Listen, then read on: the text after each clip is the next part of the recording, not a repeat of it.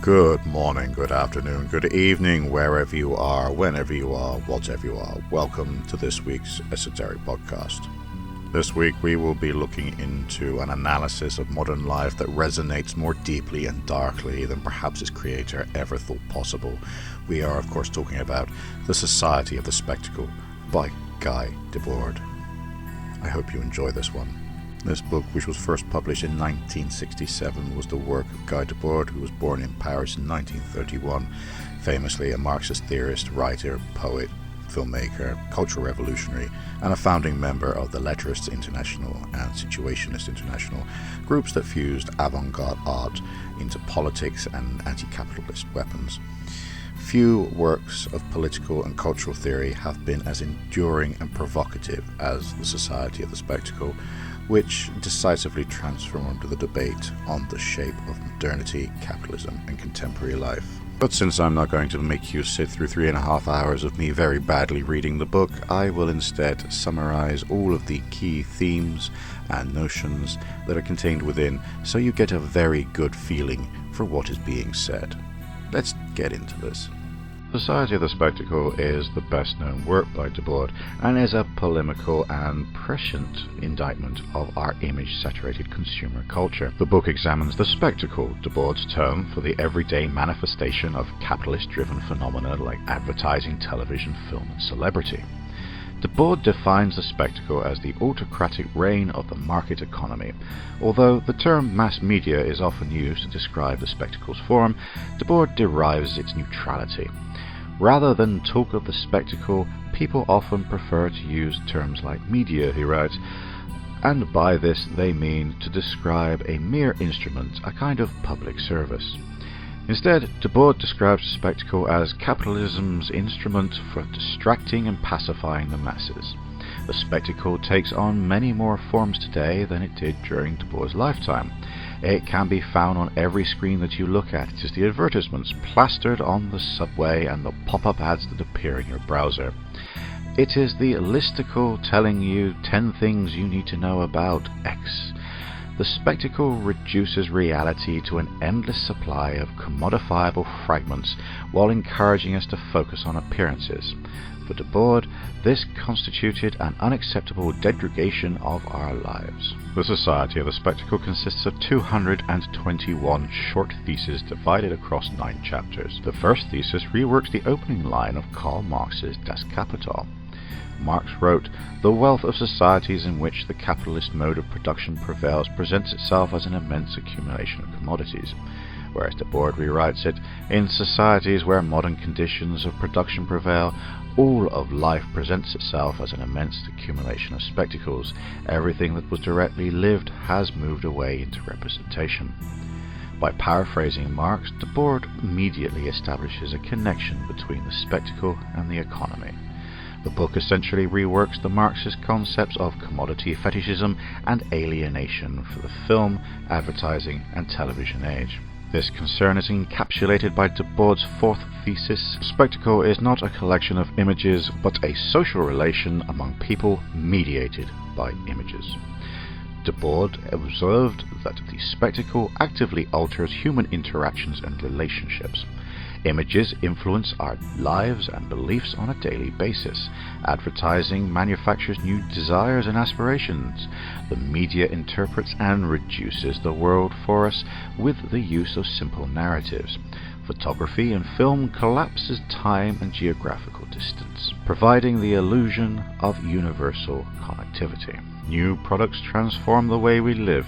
DeBord's notions can be applied to our present-day reliance on technology.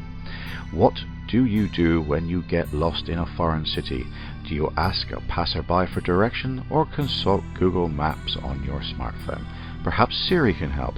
Such technology is incredibly useful, but it also engineers our behavior. It reduces our lives in a daily series of commodity exchanges. If DeBord were alive today, he would almost certainly extend his analysis of the spectacle to the internet and social media. DeBord would no doubt be horrified by social media companies such as Facebook, Twitter, definitely Instagram, which monetize our friendships, opinions, and emotions. Our internal thoughts and experiences are now commodifiable assets. What did you tweet today? Why haven't you posted on Instagram? Did you like your friend's photo on Facebook yet? To be clear, DeBord did not believe that new technology was in itself a bad thing. He specifically objected to the use of perpetual technologies for economic gain. The spectacle, which is driven by economic interest and profit, replaces lived reality with the contemplation of the spectacle. Being is replaced by having, and having is replaced by appearing. We no longer live, we aspire, we work to get richer. Paradoxically, we find ourselves working in order to have a holiday, a break, a vacation. We can't seem to actually live without working. Capitalism has thus completely occupied social life. Our lives are now organized and dominated by the needs of the ruling economy. The alienation of the spectator to the profit of the contemplated object is expressed in the following ways. The more the spectator contemplates, the less he lives. The more he accepts, recognizing himself in the dominant images of the need, the less he understands his own existence and desires, as stated in Thesis 30. Thesis 33 puts it, the more his life is now his product, the more he is separated from his life. The proliferation of images and desires alienates us, not only from ourselves, but from each other. DeBord references the phrase lonely crowds, a term coined by the American sociologist David Reisman to describe our atomization. The Society of the Spectacle's first chapter is entitled Separation Perfected, a quality that DeBord describes as the alpha and omega of the spectacle. Referring to the Marxist concept of false consciousness, DeBord describes how the spectacle conceals the relations among men and classes. The spectacle functions as a pacifier for the masses, a tool that reinforces the status quo and quells dissent. The spectacle presents itself as something enormously positive, indisputable, and inaccessible. It says nothing more than what appears is good, that which is good appears.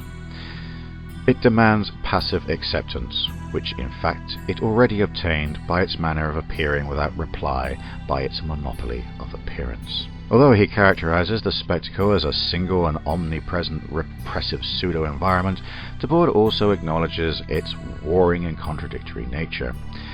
Every given commodity fights for itself, cannot acknowledge the others, and attempts to impose itself everywhere as if it were the only one. As spectators, we regularly experience advertisements for rival products, Pepsi and Cola, Ryanair and EasyJet, The X Factor and The Voice. Often we're presented with conflicting desires or messages. For instance, the television drama depicting an AA meeting might be preceded by a glamorous vodka advertisement. Such logical inconsistencies are buried by the spectacle's relentless proffering of goods and imagery. Gradually, we begin to conflate visibility with value. If something is being talked about and seen, we assume that it must be important in some way. DeBord writes, quote, thus, by means of commodity logic, what's specific in the commodity wears itself out in the fight whilst the commodity form moves towards an absolute realization. End quote. Put more simply, our fetishization of images and commodities leave us to overlook the spectacle's contradictory qualities. The spectacle, like modern society, is at once unified and divided. Like society, it builds its unity on this disjunction. DeBord's acknowledgement that the spectacle is comprised of competing agents and interests strengthens his critical stance, since it prevents detractors from accusing him of characterizing capitalism as a mindless, monolithic entity. DeBord defines two primary forms of the spectacle, the concentrated and the diffuse. The concentrated spectacle, which DeBord attributes to totalitarian and Stalinist regimes, is implemented through the cult of personality and the use of force. The diffuse spectacle, which relies on a rich abundance of commodities, is typified by wealthy democracies. The latter is far more effective at placating the masses, since it appears to empower individuals through consumer choice. The diffuse spectacle of modern capitalism propagates itself by exploiting the spectator's lingering dissatisfaction. Since the pleasure of acquiring a new commodity is fleeting, it is only a matter of time before we pursue a new desire, a new fragment of happiness. The consumer is thus mentally enslaved by the spectacle's inexorable logic: work harder, buy more. In his 1988 follow-up text, Comments on the Society of the Spectacle, DeBord introduces a third form, the integrated. As its name suggests, the integrated spectacle is a combination of diffuse and concentrated elements. DeBord bleakly concludes that the integrated spectacle now permeates all reality. There remains nothing in culture or nature which has not been transformed and polluted according to the means and interests of modern industry, he writes. Today, the integrated spectacle continues to provide abundant commodities while defending itself with the use of misinformation and misdirection. According to DeBord, it does this primarily through the use of the spectre of terrorism. Such a perfect democracy constructs its own inconceivable foe, terrorism. Its wish is to be judged by its enemies rather than by its results. The story of terrorism is written by the state, and it is therefore highly instructive. The spectating populations must certainly never know everything about terrorism, but they must always know enough to convince them. Compared with terrorism, everything else seems rather acceptable, or in any case more rational and democratic. DeBord's observations appear particularly prescient today when one compares the amount of media coverage that terrorism receives in comparison to the climate change, the latter being the direct consequences of our relentless consumerism. First-time readers of DeBord's work may prefer to read the comments first, since it's a brisker and more informal read than Society of the Spectacle.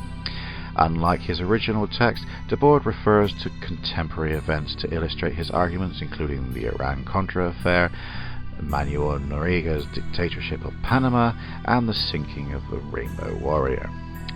Comments also examines the phenomenon of celebrity culture. DeBord observes that fame has acquired infinitely more importance than the value of anything one might actually be capable of doing. Although the Society of the Spectacle largely focuses on broader themes such as alienation, DeBord dedicates 2 extended theses to the subject of stars. He is particularly contemptuous of celebrities, branding them as the enemy of the individual.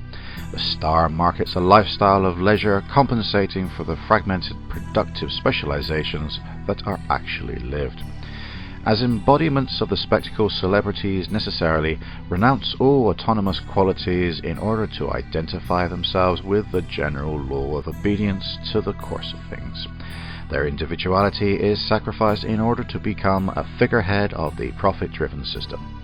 After all, celebrities not only peddle commodities, but are commodities themselves. They serve as projections of our false aspirations. For DeBord, this makes them less than human. The admirable people in whom the system personifies itself are well known for not being what they are. They became great men by stooping below the reality of the smallest individual life, and everyone knows it, as stated in Thesis 61. DeBord had an equally withered attitude towards the art world. In Comments, DeBord blithely declares that art is dead, describing current artistic practices as recuperative neo-Dadaism. His conclusion is unsurprisingly given the anti-art stance he extolled as a member of Paris's avant-garde scene. His attitude towards art and art history is exemplified by 2 key passages in the Society of the Spectacle. In Thesis 186 he says, "The affirmation of art's independence is the beginning of its disintegration." And in Thesis 193 he states, "When culture becomes nothing more than a commodity, it must also become the star commodity of the spectacular society." DeBord believes that Dadaism and Surrealism marked the end of modern art, describing them as, quote, "the last great assault on the revolutionary proletarian movement," end quote. For DeBord, art was another phenomenon that had been subsumed by the spectacle. Its commodification reduced art movements to congealed past culture. Once this collection of souvenirs of art history became possible, it is also the end of the world of art. In this age of museums, when artistic communication can no longer exist, all the former movements of art can be admitted equally. This comes from Thesis 189. DeBord cites a study by Clark Keir in which the economist suggested that industries involving the consumption of knowledge, i.e. arts, tech and entertainment, would become the driving force in the development of the US economy. It marks another instance in which DeBord's observations appear to parallel our contemporary situation. The Society of the Spectacle's critical longevity can be partially attributed to DeBord's refusal to describe the spectacle's form. By focusing instead on the spectacle's ever-shifting qualities, DeBord encourages the reader to scrutinize the world around them, and it is quite rightly the reason this book is routinely celebrated for its prescience. A contemporary reader can readily apply DeBord's analysis to the fracturing of the media industry, the rise of the internet, or to the use of social media. Note how DeBord starts multiple sentences with the phrase, "the spectacle is." For example, Thesis 49, the spectacle is the other side of money. It is the general abstract equivalent of all commodities. In Thesis 63, the spectacle is nothing more than the image of happy unification surrounded by desolation and fear at the tranquil center of misery. In Thesis 71, the spectacle is absolutely dogmatic and at the same time cannot really achieve any solid dogma. DeBord's aggressive use of repetition parallels the spectacle's omnipresence and reinforces his critique. It's a clever rhetorical device. Full of pithy aphorisms, the Society of the Spectacle reads less like an academic text and more like a manifesto, a call to arms against passive spectatorship. One of the book's most cited passages is the 9th Thesis. Quote, "In a world which really is topsy-turvy, the truth is a moment of the false." End quote. As with the book's opening sentence, the 9th Thesis plays off the work of another philosopher. DeBord's aphorism is an inversion of a passage from the preface of George Wilhelm Friedrich Hegel's The Phenomenology of the Spirit. The false is a moment of the truth. The Society of the Spectacle is littered with both subtle and explicit references to the works of other thinkers.